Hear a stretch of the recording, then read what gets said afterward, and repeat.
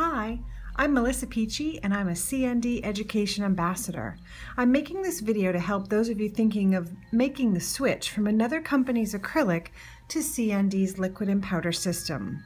There are some really important techniques that need to be used when working with CND's liquid and powder that may be very different than what you might be used to. At CND, we are serious about prep, and this is all you'll need to manicure those natural nails prior to enhancement application. You've got it right. We don't have a primer or bonder that you use on every single client.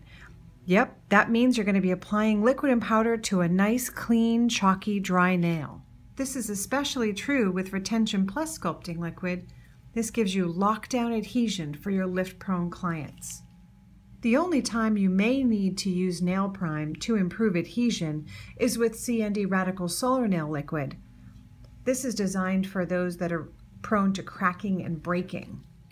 I know you're anxious to dive right into sculpting, but before we move on, we need to talk about your moneymaker, your sculpting brush.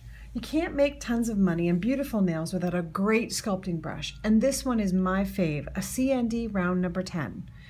I've seen way too many brushes misused and abused, so let's open this brand spanking new one and I'll show you how to get it ready.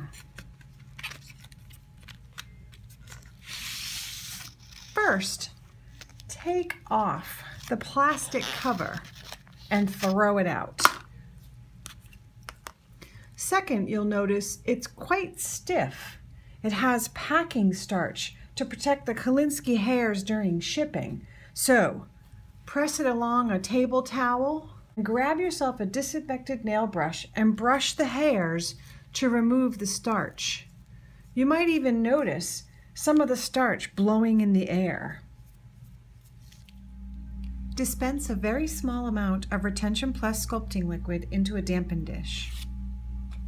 Take your brand new brush and fully submerge into the dampened dish like a submarine diving deep to fully wet the hairs and further remove any starch. Submerge and wipe multiple times.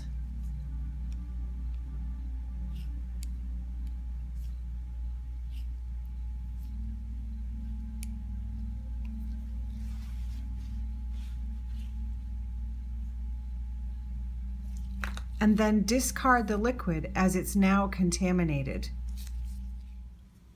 Just a quick closer examination of your brush to explain a few key points. The first is the hard press or hard wipe. Remember that submarine dive that I showed you to fully wet your brush? Well, you're only going to do that after you've done a hard press or a hard wipe on your table towel. This is necessary when you're first beginning to get ready to sculpt on your client's nails. Watch the hard press. The hairs bend. Most all liquid is removed. The brush becomes somewhat flattened. And now watch the bubbles. When I submerge into the liquid, you'll see the little bubbles coming out, floating up. That's air trapped within the hairs. Working with air in the hairs will certainly lead to bubbles in your product, so press along the side until you no longer see any bubbles, and you'll work easier and faster. And you can save that hard press for when you're completely finished with your client's nails, or when you need to drain your brush for smile line detailing. And then there's the soft press, or the soft wipe. Sometimes when you're working, you'll only need to do a soft press or a soft wipe on your table towel. It looks a little like this. You see the less liquid on the table towel? This is what you'll do most often in between sculpting your bead application. And when you're holding your brush, be sure you choke up and hold your brush closer to the hairs. You want to hold it by the ferrule, the silver part of the brush, and this is for your fingers. Closer to the hairs with your fingers gives you better control. The final key point of your brush are the Kolinsky red sable hairs themselves. It's important to understand the hairs so you can sculpt properly. Do you see the tip of the brush where the hairs are darkest? This area is called the flags, and only on the darkest area of one side of your brush is where you'll press into the sculpting powder to create your bead.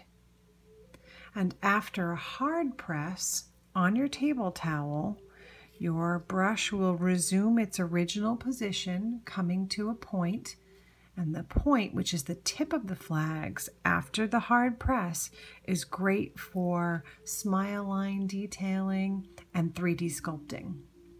The middle of the brush is the belly, and this area holds the liquid. And of course, the bottom is the shaft of the brush, and this area helps to provide pressure when you're sculpting and keep the extension edge thin. Remember to use a separate brush for each CND sculpting liquid. I keep mine marked with a little lightning bolt for my radical sculpting liquid, and keep it stored in a brush case horizontally to protect from dust and debris. If you get any product stuck in your brush, you may be able to dissolve it by suspending your brush in sculpting liquid. It could take even up to 24 hours. Just remember to never touch your brush with your fingers or use brush cleaner. Thank you for watching my video called Making the Switch. I hope I've helped, and stay tuned for the next one. Mix ratio is not a myth. See you next time.